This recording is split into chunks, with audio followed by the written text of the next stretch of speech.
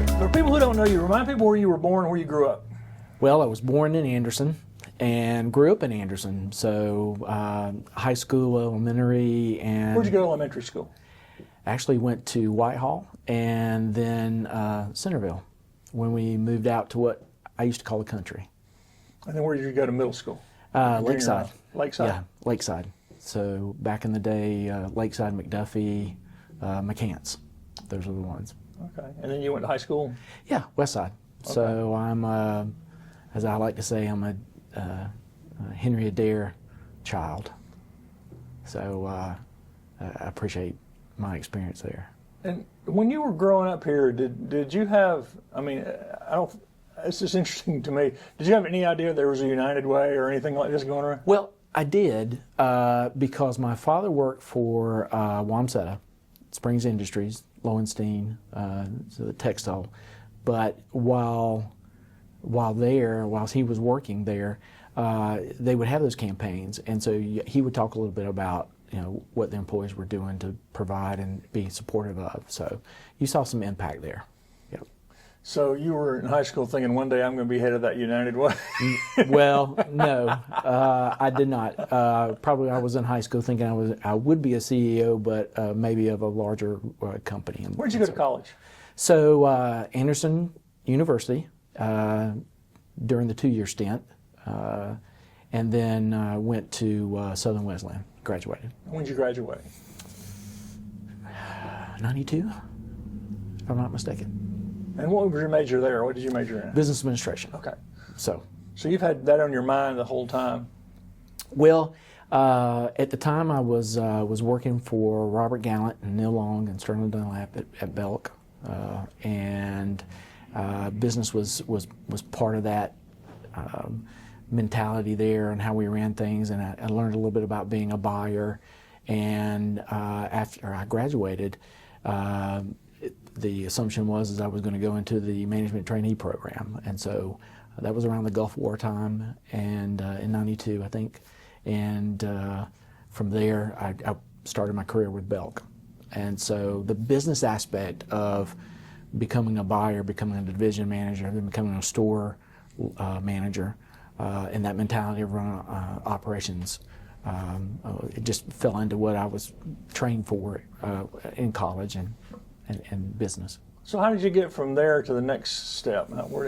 So from there I spent, from Belk, I had an opportunity to go to Target, and as they were making their expansion in the upstate. So I had some peers that had joined and recruited, and spent 5 years with Target, finished up here in Anderson at the Target there, and then burnout from retail and a family, young family. So time spent, and that was at that point as retail started to change.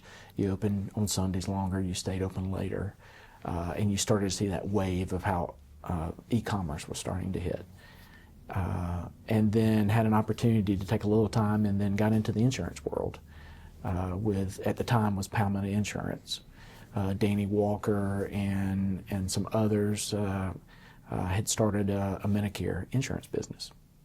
As the baby boomers were turning 65, and then how to leverage that online marketing for seniors. So I got into the aspect of working to help others, especially in the senior market.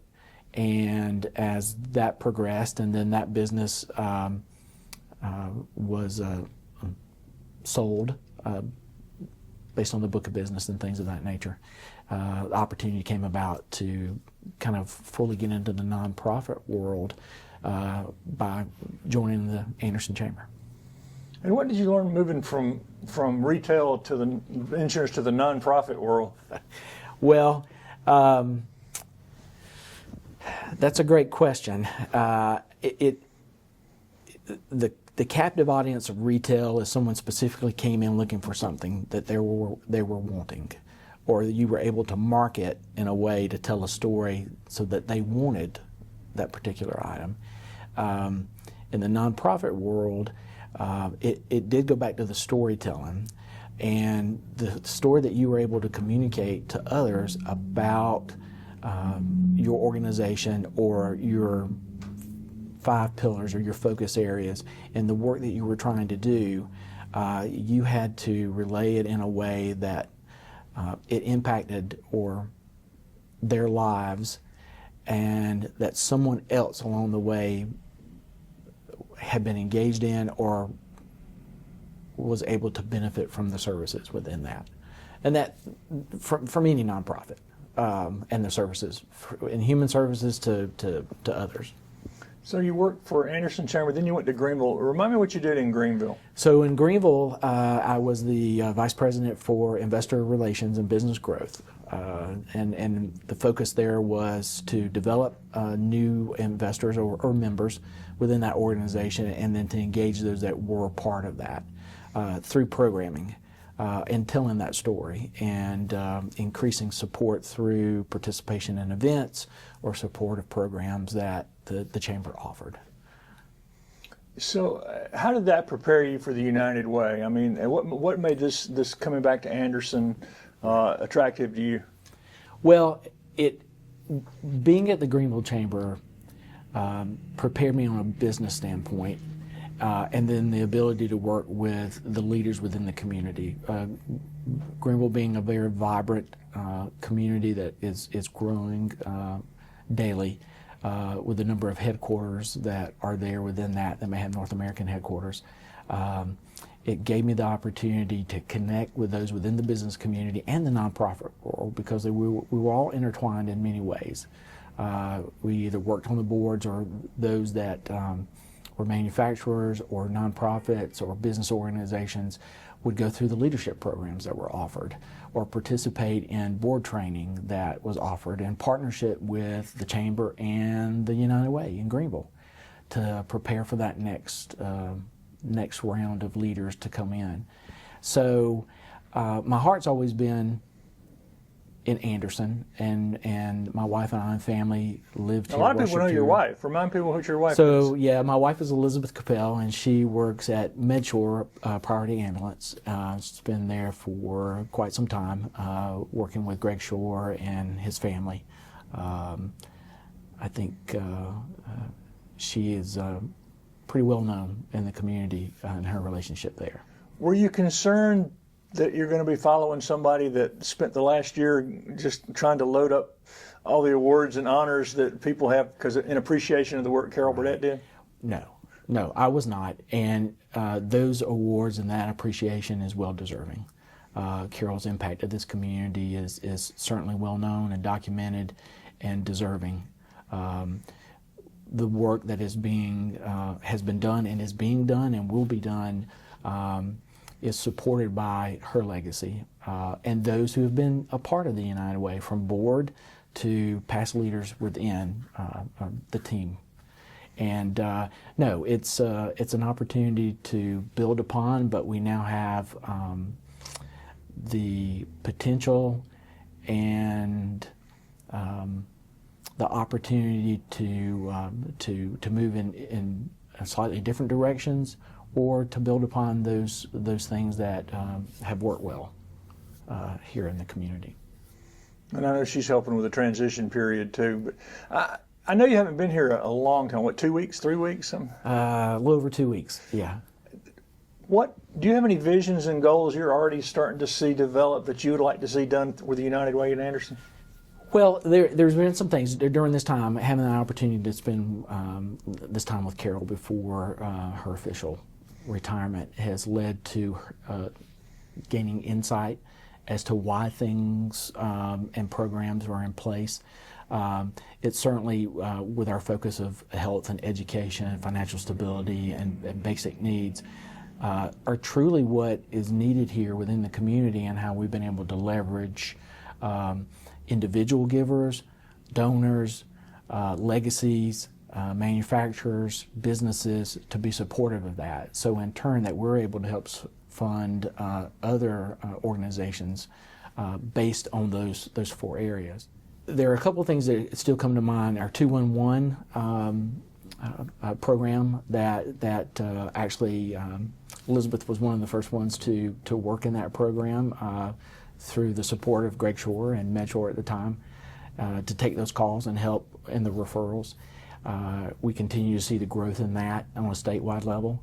I think a little over 4,100 referrals just through the 211 through Anderson County.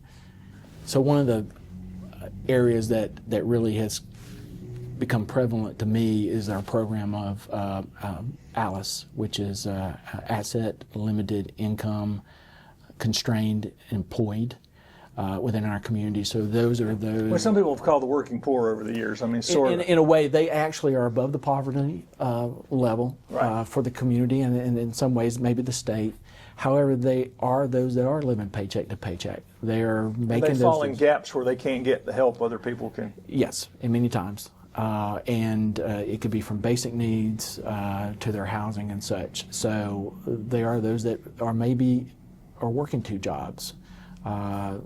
Child support is a struggle. The impact of inflation, where inflation has grown higher than wages. And so how can we share that message within the community and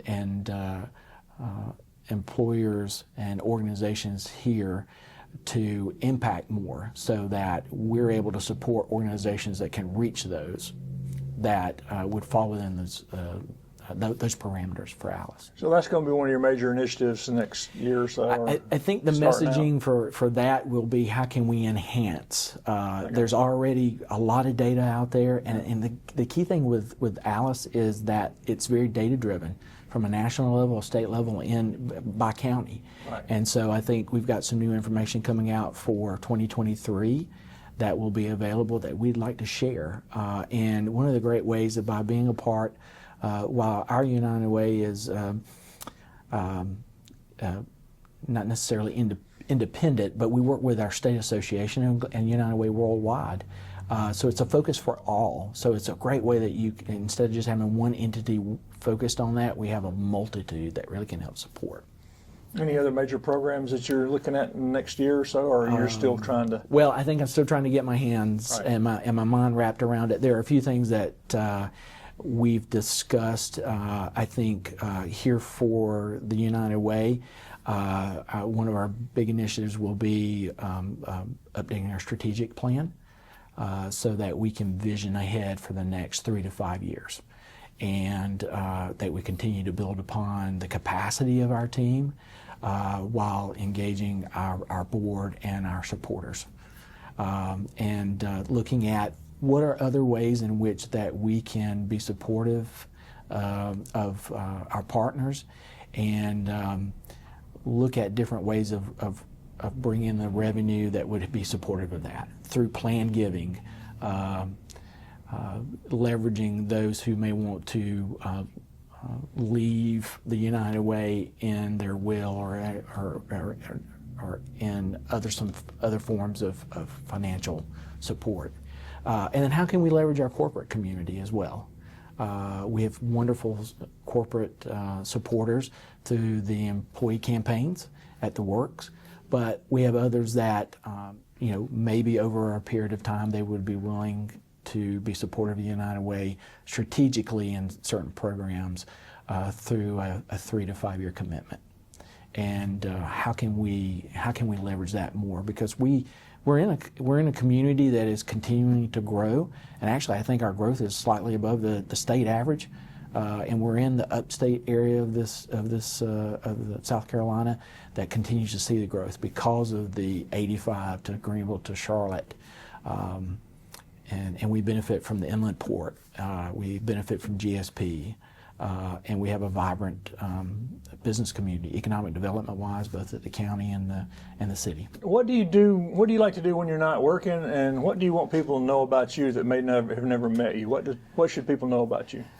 Well, I think for me, what I enjoy doing during the football season, I'm an avid Clemson fan. So we've been blessed with a lot of friends who enjoy watching the games, and we like that opportunity to spend time there, to go to games, to watch the games, to be a part. My family and I enjoy opportunities to travel. We enjoy the mountains, and we've been fortunate to be able to spend some time there. For myself, it's important that I'm engaged in a way that we can support our nonprofit community through the work that we're doing here with the United Way, but then also ways that we can give back through moral support, sweat equity, and I've been blessed to be able to be a part of a few groups, a men's group that I'm so proud to be a part of, that we meet monthly to help iron sharpen iron, so to speak. But, you know, for me, I shared this with the team the other day, and it kind of a mantra is you know, be proud of the work you do, the person you are, and the impact you make. And so that's where I'd like to start and continue on in the work that I can do here at the United Way.